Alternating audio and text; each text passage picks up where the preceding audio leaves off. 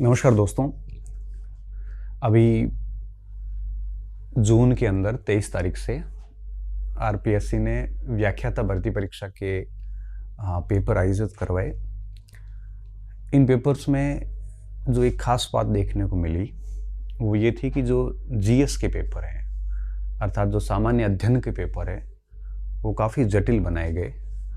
और विषय के पेपर तो ठीक है, वैसे ही रहे हैं जैसे हर बार आते हैं, ना बहुत टफ ना बहुत सामान्य।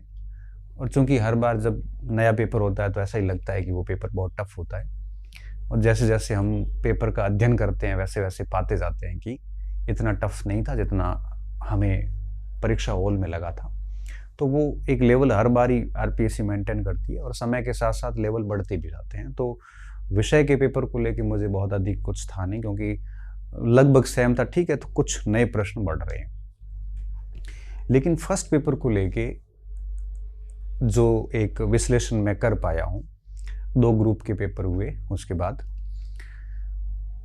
और बच्चों में एक स्टूडेंट्स में एक भय सा बैठा दिया गया है कि फर्स्ट पेपर को आखिर कैसे पास करें, इतने टफ आ रहे हैं तो कैसे होगा, किस तरह से हम पढ़ाई करें, इतना पढ़ने के बावजूद भी 40% का क्राइटेरिया पार नहीं हो रहा है। और वाकई में प्रश्न टफ भी थे। और जैसे ही पेपर हुए उसके बाद में जो भी प्रकाशक लोग हैं, लेखक लोग हैं, जो गाइड लिखते हैं, पुस्तकें लिखते हैं, जो टीचर्स है, कोचिंग सेंटर्स वगैरह है, तो इन सब ने थोड़ा सा माहौल और बना दिया कि पेपर बहुत टफ था, हमारे में से इतने आए, उसमें से इतने आए, उसके नहीं आए, मेरे आए। ये सब एक होड़ शुरू हो गई। अब इससे हुआ क्या कि बच्चे थोड़े से आतंकित हो गए अंदर से, भय कि पता नहीं कहाँ से पेपर आ रहा है। हालांकि इस होड़ का ऐसा हम भी बने, हालांकि हमने नैतिकता नहीं बेची। हाँ, ये ज़रूर है कि हमने प्रूफ सहित सोल्यूशन ज़रूर करवाया सेकंड पेपर, और ये करवाना ज़रूरी भी होता है, क्योंकि जब सभी लोग प्रूफ तो कोई नहीं, हालांकि 1-2 लोगों ने दिए, किताब वालों वगैरह ने, और उस दौड़ में अगर हम लोग नहीं करते हैं, प्रूफ नहीं करते हैं, तो मार्केट में बात बिठा दी जाती है कि इनकी पढ़ाई में से आए नहीं। तो हमारी मजबूरी सी हो जाती है सोल्यूशन करवाना, और जिम्मेदारी भी होती है, तो हमने भी करवाई। मगर हमने ऐसे आतंकित नहीं किया बच्चों को कि ये वो, जबकि वस्तु स्थिति बहुत अलग है। और इस वीडियो में मैं वही उसी पे बात करने वाला हूँ कि ये पेपर तो हो चुके हैं, आगे वरिष्ठ अध्यापक का पेपर है, उसके बाद प्रोफेसर का वापस पेपर है, फिर अध्यापक के पेपर है। तो जो बात बीत चुकी है वो तो बीत गई, जो जा चुकी है, हमें उस पर ज़्यादा सोचने की बजाय आगे हमारी रणनीति क्या होनी चाहिए, हमें अपनी पढ़ाई के अप्रोच को कैसे थोड़ा सा चेंज करना है, मैं इस विषय पे बात करूँगा आज। हो सकता है आप सहमत ना भी हो सकता है मैं थोड़ा कड़वा बोल जाऊँ, क्योंकि मेरी आदत ऐसी मीठी बातें करके आपको रिझाने की कभी रही नहीं। बहुत कड़वा बोलता हूँ, मगर मैं खुश हूँ क्योंकि मैं ठीक बोलता हूँ, और जो भी बात कही है तो बहुत अनुभव से कही होगी, किसी के ऐसे किसी को प्रभावित करने के लिए नहीं बोलता। तो ध्यान से सुनना, क्या पता आगे की परीक्षा में आप ये शिकायत ना करो कि सर 40% का क्राइटेरिया पार नहीं हुआ। देखिए, सबसे पहली चीज़, हम जो समसामयिक पढ़ते हैं, हमारा जनरली क्या रहता है, हमारा सामान्यतः ये रहता है कि हम वार्षिक अंक पढ़ते हैं। देखो, अब ये ट्रेंड खत्म हो गया। अगर आप वार्षिक अंक के भरोसे जाओगे तो कुछ भी नहीं होना, क्योंकि वार्षिक अंक को हम छोटा सा छोटा करने की कोशिश करते हैं। अब वार्षिक अंक के भरोसे काम नहीं चलेगा। लास्ट में 6 महीने का एक वार्षिक अंक ला के आज 15-20 दिन दे देते हो, इससे 2-4 घटनाएं कवर होगी। फर्स्ट ग्रेड के अंदर आप देख लो कि जो समसामयिक का भाग था, ये वाकई में बेहद टफ था। और एक वार्षिक अंक, किसी भी वार्षिक अंक से, राजस्थान के किसी भी, इंक्लूडिंग मी ऑल्सो, मैंने भी एक वार्षिक अंक जारी किया था, लास्ट में टेलीग्राम पे अपलोड किया था। 3 या 4 से अधिक प्रश्न कहीं से भी नहीं आए, और मैंने सारे देखे, मार्केट में जो जो किताबें थी, उत्तर नहीं निकल रहा है। और किसी के अगर आए हैं तो उसके आए जिन्होंने नियमित क्लासेस ली थी या नियमित कोई मैगजीन्स देते हैं, तो वो अलग इश्यू है। वार्षिक अंक से प्रश्न नहीं थे। तो अब आरपीएससी ये चाहती है कि आप वार्षिक अंक पढ़ें, उसकी बजाय, पढ़ने की बजाय आपको क्या करना है, आप नियमित करंट पढ़ें। आरपीएससी ये कह रही है नियमित का मतलब ये हुआ कि आप भले सप्ताह में एक दिन ही करंट पढ़ें, मगर 6 दिन का करंट पढ़ें आप। और नियमित या आप यूँ समझ लीजिए कि साप्ताहिक पढ़ते रहें इसको, ठीक है। साप्ताहिक पढ़े और एटलीस्ट परीक्षा से 6 माह पहले से आप अपनी ये यात्रा शुरू कर दें, न कि परीक्षा से 1 महीना पहले। आप चूँकि सेकेंड ग्रेड का एग्ज़ाम है सितंबर में, तो मैं चाहूँगा कि आप अभी से समसामयिक पे काम करना शुरू कर दो। हालांकि करना तो आपको फरवरी मार्च से शुरू कर देना चाहिए था, अब समय जा चुका है तो उस पर ज़्यादा बात नहीं करेंगे। अगर आप अब आरपीएससी का जो समसामयिक पोर्शन आ रहा है, ये मोस्टली 2 या 3 महीने का ही आ रहा है, तो हमें एटलीस्ट 6 महीने का नियमित रूप से पढ़ लेना चाहिए। और 6 महीने का नियमित मतलब हर सप्ताह करंट को आपको रेडी करना चाहिए। अब आप ये आरोप मत लगाना कि सर आप साप्ताहिक क्लास लेते हो इसलिए आप साप्ताहिक का सजेस्ट कर रहे हो, मैं ये नहीं कह रहा हूँ।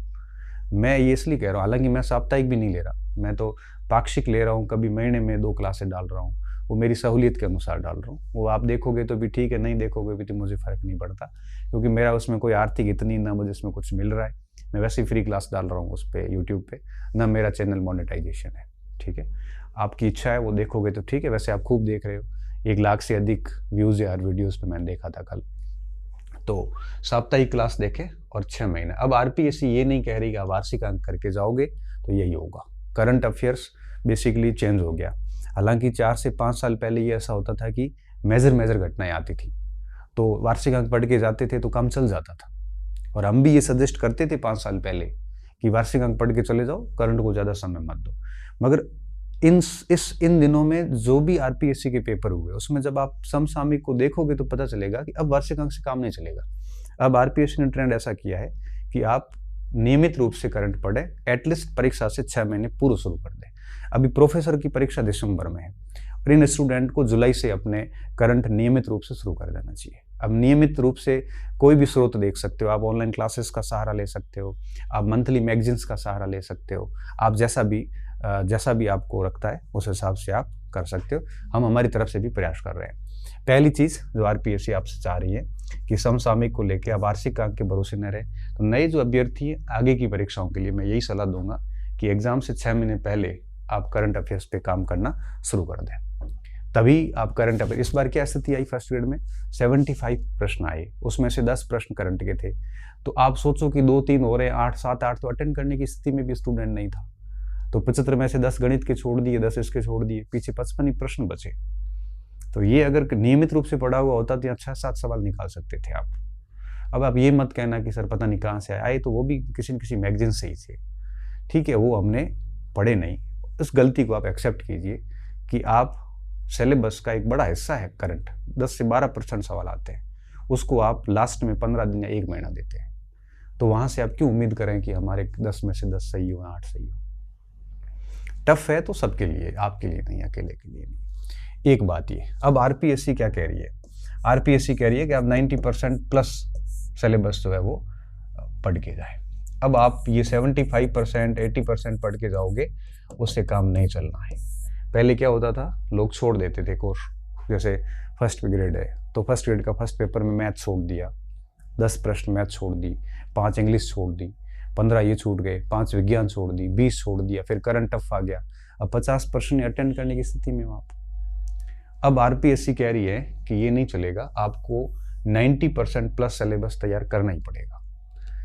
अगर आप नहीं करेंगे तो आप निश्चित तौर पे बाहर होंगे। इस बार भी मैं बताऊं, एक ग्रुप का पेपर बेहद टफ था, इसमें बहुत सारे बच्चे डिस्क्वालीफाई हो रहे हैं, उनसे 40% का क्राइटेरिया पास नहीं हो रहा है। और ये मोस्टली वो बच्चे हैं जिनका मैथमेटिक्स बहुत कमज़ोर है, इंग्लिश भी कमज़ोर है, और ये बच्चे सारे के सारे यूं कहिए कि बाउंड्री लाइन पे आ गए। तो अब ये नहीं चलेगा कि आप 80%, 70% सिलेबस पढ़ के जाओ, क्योंकि 80-70% सिलेबस पढ़ के जाएंगे तो अगर पेपर टफ आया तो 35 ही कर पाओगे, 40 नहीं हो पाएंगे आपके। इसलिए आरपीएससी कह रही है कि आप 90% से अधिक सिलेबस पढ़ के जाएं। आप सिलेबस का बड़ा हिस्सा आप नहीं छोड़ सकते। अगर अब आप ये कहोगे कि सर हमारी गणित नहीं आती तो तैयार करिए आप, अगर नहीं करोगे तो उसका लॉस डेफिनेटली होगा। और इस बार भी जिसके सिलेबस 100% रेडी था, अदर मैथ भी ठीक थी, वो बच्चे डिस्क्वालीफाई नहीं है। क्योंकि मैथ, इंग्लिश, हिंदी वगैरह, थोड़ा बहुत हिस्ट्री वगैरह से निकाल के 35-40 कर लिए, 35-40 नहीं तो 35 तो कर ही लिए। और जिन्होंने सिलेबस से 70-80% तैयार था वो बच्चे बाहर हो गए। तो ये कड़वा सच ये है कि हमारा पोर्शन ही 80% तैयार था। हालांकि पेपर आरपीएससी का कठिन है, वो तो सबके लिए था। तो हम ये कह के बच नहीं सकते कि मुझे इंग्लिश गणित नहीं आ रही है। तो अब आपको पढ़ना पड़ेगा। 6-7 महीने 8 महीने मेहनत करोगे ना उसके ऊपर 1-1, 2-2 घंटे, तो वो ठीक भी हो जाता है, ऐसी कोई बात नहीं है। तो आप अब स्थिति ये है कि आपको 90% के आसपास सिलेबस तैयार करके जाने ही पड़ेंगे। और अगर नहीं करके जाते हो, 70-60 तैयार करके जाओगे, तब आपका भाग्य के भरोसे रहना पड़ेगा। तब अब मैं आगे के बच्चों को ये कहूँगा, अभ्यर्थियों को कहूँगा कि समसामयिक का मैंने कह दिया, और जो सिलेबस है उसका बड़ा हिस्सा पढ़ के जाइए, न के बराबर छोड़ के जाओ। आप नहीं आ रहा है तो खूब कोशिश करो कि वो तैयार करो। आप जैसे इंग्लिश है तो उसमें भी कुछ पोर्शन तैयार करो, साइंस बढ़िया कर लो, हिंदी को पढ़ो थोड़ा बहुत, गणित बहुत नहीं आ रही है तो ठीक है। अब जैसे मैं कहता हूँ कि मैं गणित छोड़ के आया था, तो वो दौर अलग था, उस समय चल गया था। अब आज की स्थिति होती तो मुझे लगता मुझे गणित पढ़ के जाना पड़ता, नहीं तो हम भी बाहर हो जाते। इस बात को आप स्वीकार कीजिए कि अब आगे भविष्य में जो परीक्षाएं हैं उनका 100% सिलेबस आप पढ़ के जाओ, कोशिश ये करो। और छोड़ना ही है तो कोई 5% कम से कम पूरा पढ़ा हुआ होगा, तो कहीं ना कहीं गैस पावर वगैरह लगते लगते आप कम से कम डिस्क्वालीफाई तो नहीं होंगे। ये स्थिति आ जाती है। तीसरी बात, अब आपको रटना बंद करना पड़ेगा, रटने के साथ में समझना भी करना पड़ेगा। अगर आप समझना नहीं करोगे तो काम नहीं चलेगा। अभी तक क्या होता था कि हम तथ्य रट लेते थे। जैसे अब प्रश्न आया, गोविंद गुरु का आया। अब गोविंद गुरु का प्रश्न आपने देखा, हम क्या पढ़ के जाते हैं कि समता सभा की स्थापना, भगत आंदोलन, सुरजी भगत, जोरजी भगत, गेब पालिया, बंजारा परिवार, राजगिरी का मठ, और ये सब चीजें हमने देख ली। अब आरपीएससी कह रही है कि जिन तथ्यों को आप गैर वांछित मानते हैं, गैर जरूरी मानते हैं, उनको आप गैर जरूरी मत करो। क्योंकि हम क्या करते हैं, मेन बिंदु पढ़ के जाते हैं। वो मेन तय किसने किए, वो मेन हम ही तय करते हैं पुराने पेपर के बेस पे। तो अब स्थिति ये आ गई है कि जो भी व्यक्तित्व पढ़ते हो उसको पूरा स्टार्ट से लेकर लास्ट तक पूरी स्टोरी फॉर्मेट में उसको पूरा याद करो, न कि आप मोटे मोटे पॉइंट हाईलाइट करके निकल जाओ। अगर ऐसे हाईलाइट करके निकलोगे तो आपको पता नहीं चलेगा कि गोविंद गुरु जो थे वो असहयोग आंदोलन में थे कि नहीं थे। आपको पता नहीं चलेगा कि गोविंद गुरु ने अपना अंतिम समय कंबोई में गुजारा। आपको पता नहीं चलेगा कि भगत आंदोलन का दमन एन भट्टाचार्य जो बांसवाड़ा के दीवान थे उन्होंने किया, क्योंकि ये पूरी प्रोसेस समझनी पड़ेगी। अब आप 4 फैक्ट मोस्ट रट के जाओगे तो प्रश्न के उत्तर आपसे नहीं होंगे। आप कहते हो ना कि कंटेंट चेंज कर देते हैं, कंटेंट चेंज करने से काम नहीं चलेगा। देखो, आवश्यकता किस बात की है, आवश्यकता इस बात की है कि हमारे को पढ़ने की अप्रोच बदलनी है। जो पहले आप मोटे मोटे फैक्ट पढ़ के निकलते थे, अब उसके स्थान पे आपको पूरी कहानी समझ के जाना है कि गोविंद गुरु की जन्म बेदासा से लेकर और कंबोई में उसकी जो समाधि ली उन्होंने, उस तक की पूरी यात्रा आपको समझनी है कि वो 1880 में दयानंद सरस्वती से मिले, उनके विचार प्रभावित हुए, उसके बाद उन्होंने संत सभा की स्थापना की, उसको मजबूत करने के लिए भगत पंथ चलाया, उन्होंने ईसाईकरण को रोकने का प्रयास किया, हिंदू धर्म की कुरीतियों को बताया और उसको ठीक करने के प्रयास किए, उन्होंने धोनियाँ लगाई, उन्होंने निशान लगाए, उन्होंने ये सब किया, सम्मेलन बुलाए, मानगढ़ में सम्मेलन हुआ, वहाँ हत्याकांड हुआ, उसकी जांच बैठी, वहाँ 7 साल की सज़ा सुनाई गई, वो वहाँ पे गए, अहमदाबाद जेल में रखे, 22-23 में रिहा किया, उसके बाद वहाँ गए, उनके बाद प्रवचन दिए, कंबोई में उन्होंने अपना देह त्यागा, उन्होंने गोविंद दास नु चरित्र गुजराती भाषा में आत्मकथा लिखी। अब ये सारी कहानी पढ़नी पड़ेगी। अब आप ये 4 तथ्य बड़े बड़े पढ़ के शॉर्टकट जो निकलते हो उससे नहीं निकल सकते। आरपीएससी ने प्रश्न नहीं बदले हैं, ऑप्शन बदले हैं। प्रश्न वही है, आज भी वही आ रहा है, लेकिन ऑप्शन जो हम जिनको बहुत महत्वपूर्ण समझते हैं, आरपीएससी ने उनको हटा के हम जिनको अब गैर महत्वपूर्ण समझते थे, पढ़ना उचित नहीं समझते थे, उन बिंदुओं को वहां डालना शुरू कर दिया। इसलिए हमारे को प्रश्न हो नहीं रहे। अब मैं एक उदाहरण देता हूं। जैसे ये प्रश्न था, अब इस प्रश्न में क्या था कि राजपूताना एजेंसी से हटा के गुजरात एजेंसी के अंतर्गत रखा। अब आपको पता है कि डूंगरपुर कभी गुजरात का हिस्सा नहीं रहा, तो आप बी हटा दो। बी हटाते आपका उत्तर निकल जाता है, भले किसी किताब में मत पढ़ो उसको। थोड़ा सा मैं कह रहा हूं, अब आपको चीजें समझनी पड़ेगी। अब आप कहोगे सर ये प्रश्न कहां से आया? अब ये प्रश्न इस किताब से आया। अब आरपी व्यास को जाके खोल के देखो।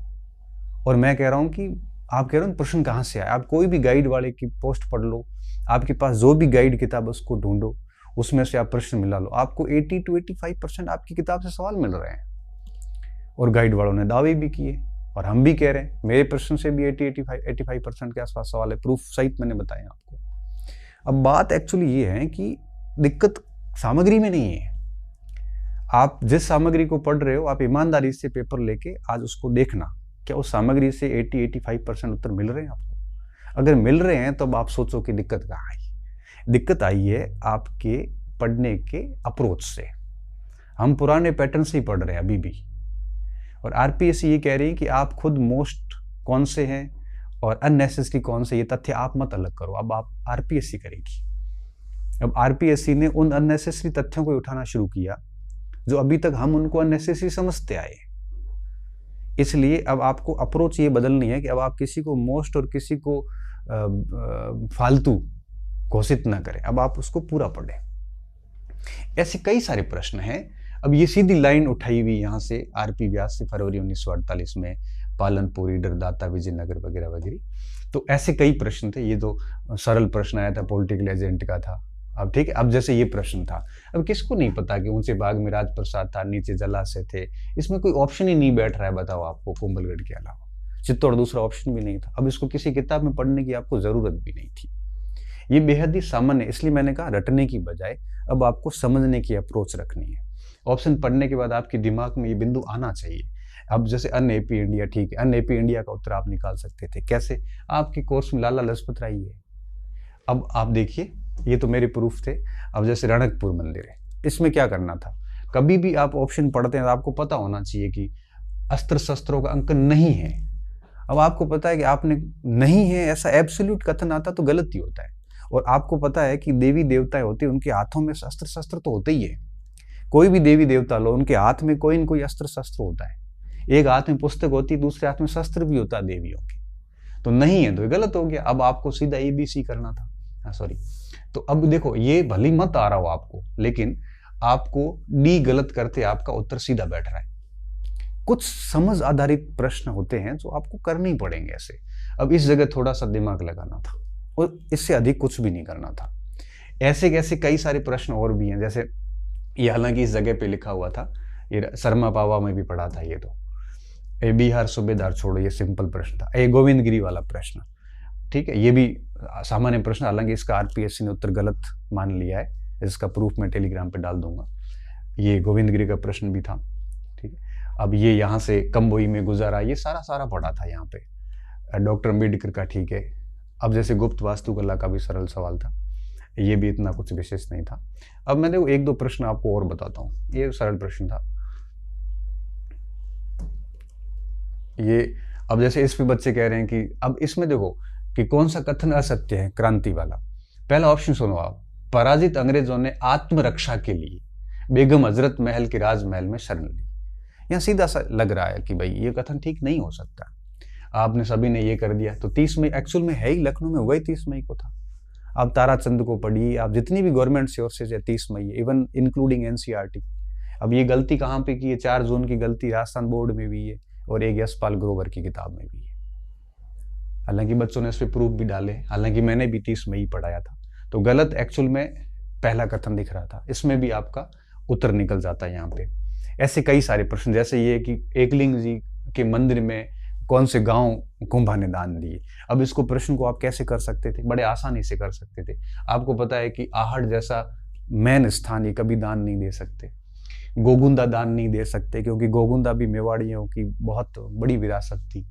इसके अलावा रणकपुर को कौन दान देगा? रणकपुर भी बड़े जैन मंदिर थे। ऐसे मेन गांव दान में नहीं दिए जाते। पीछे क्या बचा? पीछे यही बचा। अब ऐसे करके भी उत्तर निकाल सकते थे इसका। कुछ तो थोड़ा सा देखो, थोड़ा दिमाग आपको लगाना ही पड़ेगा, इसके अलावा आपके पास कोई ऑप्शन नहीं था। तो मेरा कहने का मतलब क्या था मेरा कहने का सीधा सा मतलब ये था कि ये मेरे पढ़ाए हुए में से भी प्रश्न काफ़ी थे उसमें, 12-13 सवाल उसमें थे आराम से। तो मैं ये कहना चाह रहा था कि अब रटने की बजाय समझना शुरू करिए, कहानी फॉर्मेट में उसको याद करिए, अच्छे से पूरी बात को 360 डिग्री तैयार करिए। टाइम लगेगा लेकिन आप बिल्कुल बढ़िया तैयार हो जाएंगे। साथ में आप ये जो छांटते हो ना कि ये मोस्ट है और ये मोस्ट नहीं है, अब ये बातें अब नहीं चलेगी। अब आपको सब मोस्ट मान के पढ़ना पड़ेगा, ठीक है? क्योंकि आप मोस्ट मान के चीज़ों को पढ़ोगे, जो मोस्ट नहीं है करके जो छोड़ दोगे, आरपीएससी ने वही अगर ऑप्शन सेट किए तब आपकी सीमा से वो सवाल बाहर हो जाएगा। यही हो रहा है इस समय, पैटर्न में बेसिकली यही चीज़ें आई है, ठीक है? तो अब आपको मोस्ट कौन सा है, मोस्ट कौन सा नहीं है, इन चीज़ों पे नहीं फंसना है। अब आपको सारी चीज़ें बढ़िया पढ़नी है और साथ में अच्छे से समझ के पढ़नी, दिमाग खोल के पढ़नी है। दिमाग खोल के जितना पढ़ोगे ना, उतना ही आप बढ़िया से समझ पाओगे, और जितना बढ़िया समझा हुआ होगा उतना ही आप पेपर के अंदर बढ़िया अटेम्प्ट कर पाओगे। पूरे भली मत हो, लेकिन 40-50% को आप आराम से अटेंड कर सकते हो, ठीक है? इसके अलावा एक बिंदु ये आता है कि सामग्री बदलें। अब ये जब से पेपर हुआ है तब से मेरे पास सबसे अधिक प्रश्न जो आया है वो यही बच्चों ने पूछा है कि सर नए पैटर्न हो गए, पेपर ऐसे आ गए, अब हम हमारी किताब बदल दें क्या, हम नोट्स बदल दें क्या, हम ये करें वो करें। मेरा इन सब बच्चों को एक ही प्रश्न है कि आप जो पढ़ रहे हो ईमानदारी से वो पेपर घर पे लाओ, सब डाउनलोड पढ़े हैं, वेबसाइट पे पढ़े हैं, आप उन प्रश्नों से उनको मिलाइए। ऐसे प्रश्न जो किताबी हो, जैसे अब कुछ प्रश्न अभी मैंने बताए किताबी प्रश्न ही नहीं, वो सामान्य समझ के प्रश्न है, उनको छोड़ के बाकी जो फैक्चुअल प्रश्न है आप मिलाइए वहाँ से। अगर आपको 80-85% प्रश्न वहाँ से मिल रहे हैं तो सामग्री चेंज करने की आवश्यकता नहीं है। अब ये गलती सामग्री वालों की नहीं है, आवश्यकता है पढ़ने के अप्रोच बदलने की। मैंने कहा ना कि ये जो अप्रोच थी इसको ख़त्म करिए। अब आप पूरी कहानी को समझिए, पूरी जीवन यात्रा समझिए व्यक्ति की। आंदोलन पढ़ रहे तो पूरा समझिए उसको, तभी जाके आप उसको बढ़िया से उत्तर कर पाओगे, ठीक है? तो विकल्प कठिन क्यों हो रहे हैं? विकल्प कठिन इसलिए हो रहे हैं कि हम महत्वपूर्ण बातें ही पढ़ के जाते हैं परीक्षा में, हमें सारा पढ़ के जाना है। अब जो सब बढ़िया पढ़ के जाता है उसके लिए विकल्प महत्वपूर्ण कठिन हो ही नहीं सकता, वो बड़े आराम से उसको निकाल लेता है। इसलिए सामग्री चेंज करने का कोई उपाय नहीं है। अब आप सामग्री बदल भी लोगे और मान लो आप ऐसी सामग्री लाए जहाँ से 100% सवाल, 100% कहीं से नहीं आते। क्यों? क्योंकि 5-7% सवाल समझ के होते हैं जो आपको अपनी माइंड सेट से करने होते हैं। 80-85% हर जगह से मिल जाते हैं, 5-7% सवाल जो होता है किसी सामग्री में एक्स्ट्रा होते हैं। तो इसका मतलब ये हुआ कि आप मान लो 1000 पेज की कोई किताब लेके आ गए, एक बात ये है कि वो याद कितनी हुई आपसे। अब मैंने दावा किया कि मेरे नोट से 85-90% सवाल आए, ठीक है, हो गया। बात ये है कि सामने वाले ने याद कितना किया है। तो सामग्री से अधिक महत्वपूर्ण बात यह है कि जो आपके पास में उपलब्ध है उसमें आपको याद कितना है। तो कोशिश कीजिए सामग्री के ऊपर दोष मत दो, आपके पास जो भी सामग्री है उसको याद करो आप, ये ज़्यादा महत्वपूर्ण है। उसको समझिए, उसके कंटेंट को समझिए। हाँ, आपके पास ऐसी सामग्री है जो जहाँ से प्रश्न ही 40-50% आए तब बदलने की जरूर आवश्यकता है, बाकी आवश्यकता ही नहीं है। इसलिए मैं बच्चों को कह रहा हूँ कि आप ये सामग्री बदलना, इतना भयभीत होने की आवश्यकता नहीं है, आपको इतना आतंकित नहीं होना। पैटर्न वही है। आप 15 के पेपर देखोगे तो आपको कुछ नहीं लगेंगे। जब हमने वो 15 के पेपर दिए थे तब वो हमें बहुत बड़े कठिन पेपर लगे थे। जब हम 10 के पेपर देख रहे थे 15 वाले बच्चे, तो 10 वाले पेपर हमें कुछ नहीं लग रहे थे, लेकिन 10 वालों को 10 वाले पेपर बहुत टफ लगे थे। अभी आप वर्ष 2000 का पेपर देखोगे तो आपको कुछ नहीं लगेगा, लेकिन 2000 के स्टूडेंट को वो पेपर भी टफ लगे थे। अभी 2030 के जो बच्चे आएंगे आगे, उनको ये 25 वाला पेपर कुछ नहीं लगेगा और 35 वालों को 30 वाला कुछ नहीं लगेगा। तो देखो, ये समय के साथ में पैटर्न बदलते हैं। ये हर परीक्षा में कुछ न कुछ नया आता है। अब आगे जब 26 में फर्स्ट ग्रेड की वापस भर्तियां आएगी, 27 में जब एग्जाम्स होंगे, तब आप देखना उसमें आपको फिर थोड़ा और डेप्थ में मिलेगा। आप एक कदम आगे रहना पड़ेगा आपको। इसलिए कह रहा हूं कि सामग्री बदलने की बजाय सामग्री जो है उसको और ज्यादा अच्छे से याद करो, उसके हर पॉइंट्स को पकड़ो, ठीक है ना। तो मैं ये नहीं कह रहा हूँ कि आप, जैसे आपके पास में कोई गाइड थी, जैसे नाथ की गाइड थी, नाथ वालों ने कहा है कि भाई जो 15-20% आए थे उनमें से हमारे 80-90% सवाल आए, और मैंने देखी भी सच में आए। तो अब आप सोचो कि अब आपके पास नाथ थी, एक बच्चे का मैसेज है, सर मैं नाथ पढ़ी थी, उसमें से मेरे कुछ नहीं हुआ, मैं कुछ क्यों नहीं हुआ, प्रश्न तो आए, मैंने देखे। अब याद नहीं हुआ तो ये आपकी प्रॉब्लम है, ये लेखक की प्रॉब्लम नहीं है। इसलिए कह रहा हूं कि आपके पास कितनी सामग्री है ये मैटर नहीं करता, मैटर ये करता है कि आपके पास जो सामग्री है उसका कितना हिस्सा आपको याद है। इसलिए स्रोत लिमिटेड रखिए, उसको बार बार पढ़ के उसको याद करिए, और याद करोगे तभी आपके लिए मोस्ट और फालतू जैसा कुछ नहीं होगा, आपको सारी चीज़ें जो है वो याद होगी। आप अगर डिस्क्वालीफाई हुए इस समय तो आप डेफिनेटली सिस्टम को दोष दे रहे होंगे, या आप पेपर कठिन है उसको कह रहे होंगे। मैं मानता हूँ कठिन है, लेकिन सबके लिए कठिन था। इस कठिनता के बावजूद भी आप देखना कि जितनी सीट है उससे कई गुना अधिक बच्चे उनको फिर भी मिलेंगे। क्यों? क्योंकि उन्होंने 100% सिलेबस तैयार किया था, तो हो गए पास हो। अब आप इस गलती को स्वीकार करिए, और बेहतर यही होगा कि आप आगे उस पर सुधार करिए, उस पर काम करिए। अब ये 6 महीने के करंट अफेयर्स है वो एक दिन में पढ़ने की कोशिश मत करिए, इसको नियमित पढ़िए। साथ में आप जो है सिलेबस का 100%, 90% से अधिक सिलेबस को तैयार करने की कोशिश करिए। आप प्रयास करिए कि हर चीज़ को समझो, दिमाग खोल के पढ़ो। आप प्रयास करिए कि ये मोस्ट और ये फालतू जैसा विभाजन मत करो, आप पूरी चीज़ों को तैयार करो। आप नहीं तय कर सकते कि मोस्ट क्या है और क्या है। परीक्षक ने जो प्रश्न बना दिया वो आगे से भविष्य में हमेशा के लिए मोस्ट हो गया, और जो अभी तक नहीं आया है वो अभी तक अपन उसको मोस्ट मान नहीं रहे हैं, और फ्यूचर में जब वो प्रश्न आएगा तब हमसे होगा भी नहीं, और फिर वो आगे की पीढ़ी के लिए मोस्ट हो जाएगा। इसलिए कोशिश कीजिए कि ऐसा विभाजन नहीं करें। सामग्री बदलने की बजाय जो भी आपके पास सामग्री है उसको बढ़िया से तैयार करें, उसमें हर एक पॉइंट्स को तैयार करें अच्छे से, तभी चीज़ें हैं वो सुलभ हो पाएगी। साथ में रटने की बजाय समझने की कोशिश करें, मूर्त रूप से समझे उसको, क्योंकि रट के जाओगे तो हो सकता है वो फैक्ट आपकी अप्रोच में न भी आए, लेकिन समझा हुआ होगा तो वो आपकी अप्रोच से बाहर भी नहीं जाएगा। इसलिए ये सारी चीज़ें छोटी छोटी ध्यान रखें। बाकी आप हजार पेज के बड़े बड़े 50 ग्रंथ रख लो, पेपर तो पूरा आ जाएगा, लेकिन बात ये है ना कि आप उसको याद नहीं कर पाओगे। तो मटेरियल उतना ही लाएं जितना आप याद कर सकते हो, फिर ये 100% के चक्कर में रहना ही नहीं आपको। अभी आप देख लो मेरी मैं बता देता हूँ, हिंदी में अगर कोई 70% कट ऑफ हिंदी में भी नहीं जाएगी।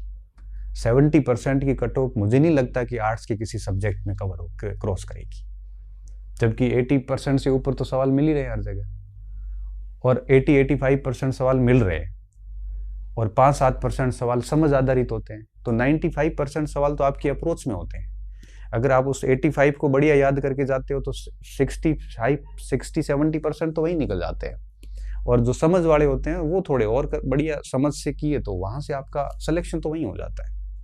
इसलिए ये इससे आप आतंकित ना हो, आप इस तरह से भयभीत ना हो, ठीक है। और ये जितना मार्केटिंग प्रोपेगेंडा है, कई लेखकों का है, कई गाइड्स वालों का है, कोचिंग सेंटर्स का है कि मेरी क्लास ये वो, इनमें न फंसे। आपका जो भी मटेरियल है आप खुद उसका मूल्यांकन करें, आप पेपर घर पे लाएं, आपके पास प्रिंट करें, जिसकी भी आप तैयारी कर रहे हैं आपके कंटेंट से चेक करें कि भाई हाँ ये हो सकता है, कुछ समझ आधारित भी होते हैं, फिर एक कंक्लूजन लगाएं कि भाई हाँ मेरे कंटेंट से इतने से अधिक सवाल आ रहे हैं। तो मार्केट पे भरोसा ना करें, क्योंकि आजकल मार्केट 2 भागों में बंटा हुआ है। मार्केट में गैंग बनी हुई है, जैसे मैं पढ़ा रहा हूँ तो मेरे खिलाफ भी कई लोग खड़े होंगे, क्योंकि उनको अपना प्रोडक्ट बेचना होता है। तो मैं उनका विरोध भी नहीं कर रहा हूँ, क्योंकि वो उनकी मजबूरी है। तो एक गैंग खड़ी होगी, कौन होगी? जिसके मेरे से हित प्रभावित होते हैं। फिर उसके साथ में 5-7 और लोग आएंगे जिनके साथ में एक दुश्मन के मेरे खिलाफ जो भी होंगे सब एक साथ हो जाएंगे, फिर वो मेरे खिलाफ लिखेंगे। तो स्वाभाविक सी बात है, मैं भी उसकी प्रतिक्रिया करूंगा। तो एक गुट मेरा हो जाएगा तो 2 गुट और हो जाएगा, तीसरा एक नया गुट बनेगा जिसका और हित प्रभावित होता है। फिर हर व्यक्ति उस हिसाब से बात करेगा, ठीक है। तो आप किसी पे भरोसा मत कीजिए, भले मेरे पे मत करो, उन पे भी मत करो। किसी और गुट कोई बना हुआ है मार्केट में, मुझे पता नहीं, हिडन ग्रुप होते हैं, तो उसको भी मत करो भरोसा सिर्फ आप खुद पे करो। आपके पास सामग्री है, आप पेपर लाइए, उसका निष्पक्ष रूप से मूल्यांकन करिए। अगर ठीक बैठ रहा है तो आपको उसी को वापस पढ़िए, ठीक नहीं बैठ रहा है तो आप है वो ऐसी सामग्री चुनिए जहाँ से ठीक आ रहे हैं सवाल, उसको लीजिए, पढ़िए बढ़िया तरीके से। क्या दिक्कत है? पेपर आपके पास है, मटेरियल आपके पास, फिर आपको दुनिया को सुनने की आवश्यकता नहीं है। इसलिए इन चीज़ों का ध्यान रखें और इस नवीन रणनीति के साथ आगे बढ़ें ताकि आगामी परीक्षाओं में आपको असफलता देखनी न पड़े। और आगे 1 या 2 दिन बाद मैं वीडियो बना दूंगा कि पेपर खराब हुआ है या अच्छा हुआ है, अब आपको आगे किसकी ओर जाना चाहिए मेरे सुझाव मैं दे दूंगा। अध्यापक, 4th ग्रेड, प्रोफेसर और नई एक लेक्चरर की भर्ती आ रही है उस तरफ, आखिर किस तरफ जाएं, इन सस्पेंस को दूर करने के लिए एक छोटा सा सेशन में आगे और ले लूंगा 1 या 2 दिन बाद में, जिससे आपको निर्णय लेने में थोड़ी मदद हो जाएगी। ठीक है, तो उम्मीद करता हूँ ये वीडियो आपके लिए कारगर सिद्ध होगा और इसको ध्यान से सुनना और जीवन इसको आगे की तैयारी में लागू करना, निश्चित तौर पे आपको इसका फायदा होगा। बहुत बहुत धन्यवाद विद्यार्थियों, अच्छे रहिए, मस्त रहिए और पढ़ते रहिए।